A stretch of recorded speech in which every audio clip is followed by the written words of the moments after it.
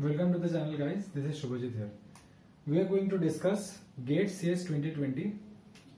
One of the question of C programming which came in GATE CS 2020.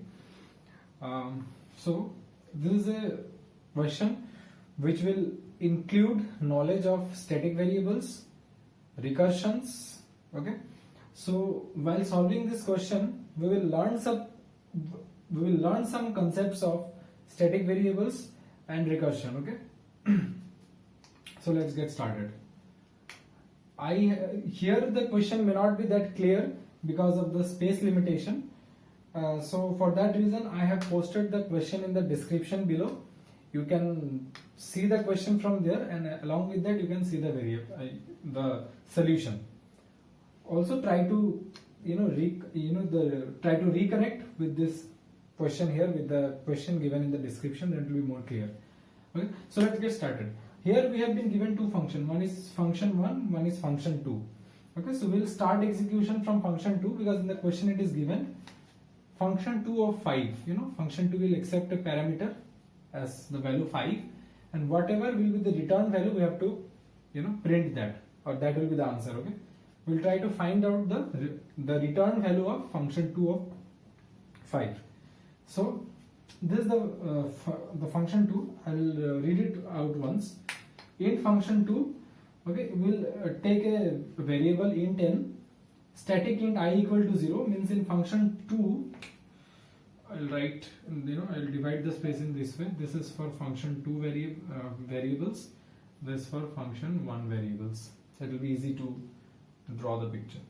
So here I have in function 2 I have a static int I equal to 0.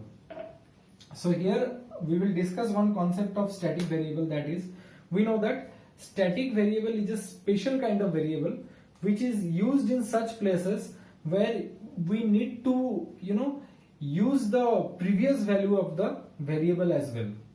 What I mean to say is that static variable is one such variable which will always hold on the value even if it is, or it will hold on the previous value even if it is out of scope.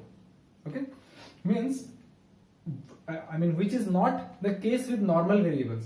Let's say you are inside a function and there is a variable. Okay, there is a local variable. So once you get out of that function, that variable is lost. Okay, that variable and its value, everything is lost. But static variable holds that value until the program exits. Till the program is live, static variable will hold on your value even if that variable is out of the function scope. Is it clear? So we will use that concept here, and also we will use recursion here.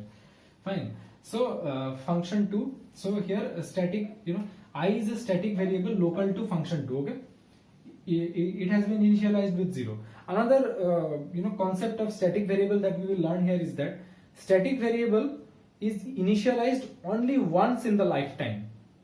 Means from the next time it will just be overwritten. It will never be initialized. Let's say here you can see in this line static int I equal to 0. Let's say if I call this function again, so this I value will not get reinitialized to 0. It is initialized only once. The next time it will use the previous value only. Clear? So once we solve, it will be more clear. This much was the concept. Let's get started. Your concepts will be more clear. So function 2 of 5. Okay, so the n is your 5 here. So the variable which we will get here is 5. So 5 is there. Static int I equal to 0. Here is a condition: if n is greater than 0, our n is 5. 5 is our n, the input parameter. So 5 is greater than 0. So we have satisfied the condition. If we satisfied the condition, we will go inside the for loop. Inside the for loop, we will do I is equal to I plus, we will call function 1 of n. Yeah, function 1 of n. Yeah, function 1 of n. Okay, so function 1 of n will be called.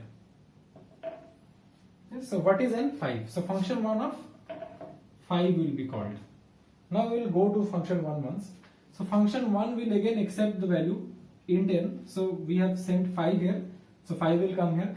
Again inside function 1 also there is another variable I equal to 0, which is local to this function. Now one more thing to note here is that static variables are not declared inside stack. It is declared in the data segment of the program. That is the reason why your static variable will be alive till the function is alive. It is independent of the scope of the function.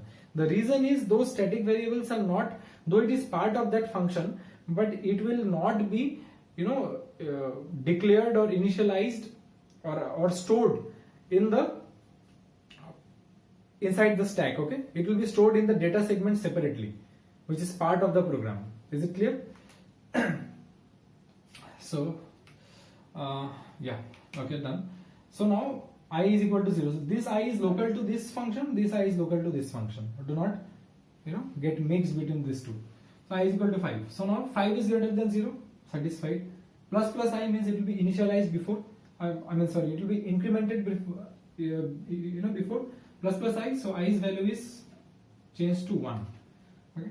So function of n minus 1, n was 5, so function of 4, function 1 of 4 will be called recursively. Okay, so now when 4 is coming, so see now here again when function 4 is called, again it will start from here, but I will not be reinitialized to 0 because it is static variable, so it will be 1 only, the value in the previous scope. Clear? So it will not be reinitialized to 0. So now 4 is greater than 0, plus I will be incremented to 2. So now function of n minus 1 means function of 3. So now when 3 will go, again from from the beginning, 3 is greater than 0, plus I, 3, function of 2. So when 2 will go, similarly 2 is greater than 0, plus I, so it's 4. So function of 1. Function of 1. So 1 is greater than 0, plus I, so I becomes 5. So function of 1 minus 1, 0. Function of 0. So in case of 0, 0 is greater than 0, no false. So in that case, it will not go inside the if loop. It will simply return the value I. What is I? 5. So 5 will be returned. So the return value of this will be 5. So now we will not run this step step by step each time. We will try to decode what this function is trying to return us. That will save our time, because each time once we have sent 5, we have broken it step by step and we have calculated. Again for the next time we will calculate. We will try to find out the generalized formula or whatever the function is returning, so we can directly get that value from there. Okay, so now what we get is that plus I is actually counting the how many the n value actually, or I can tell, because every time n is decremented by 1, I is incremented by 1. Did you get this? So this is actually counting the value of n. Indirectly I will say it is in a way it is returning the initial value of n only, the initial function call of n, that is only it is returning. Okay, so clear? So it will return 5 here in this case. So if it would have been 4, then the return would have been 4. As we have told that whatever is the n, we are actually incrementing I and we are counting that only and we are returning that simply. Is it clear? If it is not clear, you can get back to the video and again rewatch it, it will be clear. So when 5 is there, okay, so in case of function 1 5, the return is 5. Okay, so now the value here will be 5. So here I is 0, 0 plus 5 is 5, so it will be initial overwritten by 5.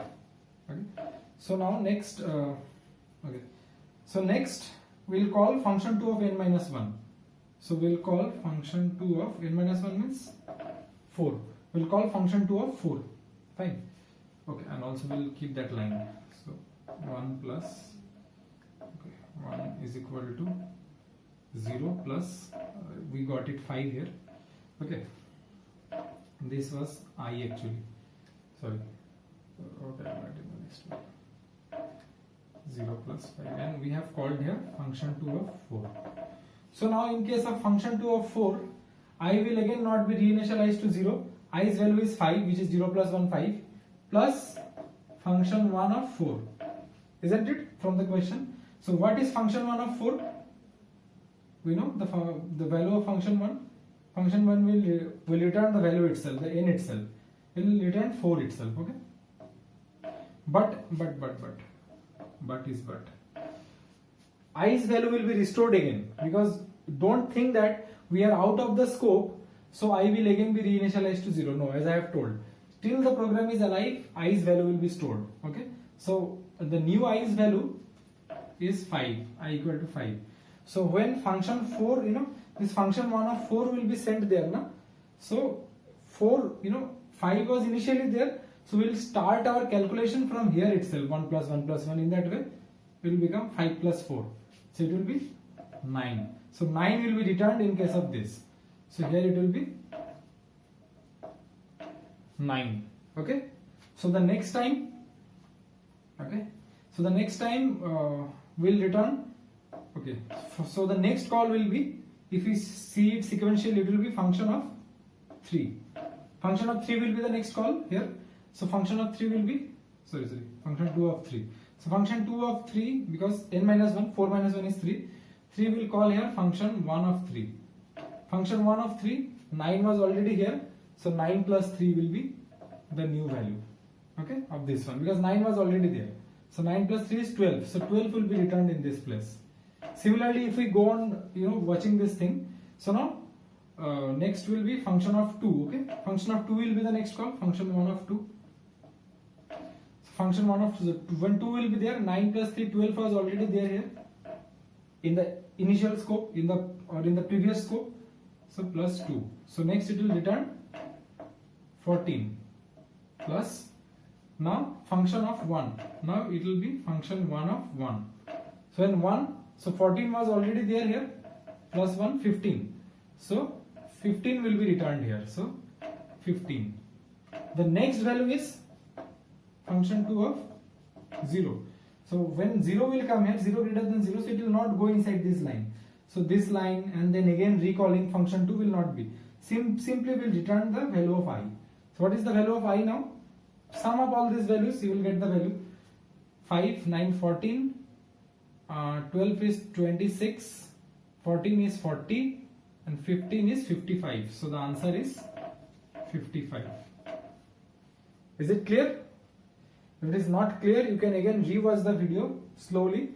You will be able to understand. In case of any doubt, you can mention it in the comment section. I will try to re-explain you again. Okay? Thank you. Have a good day.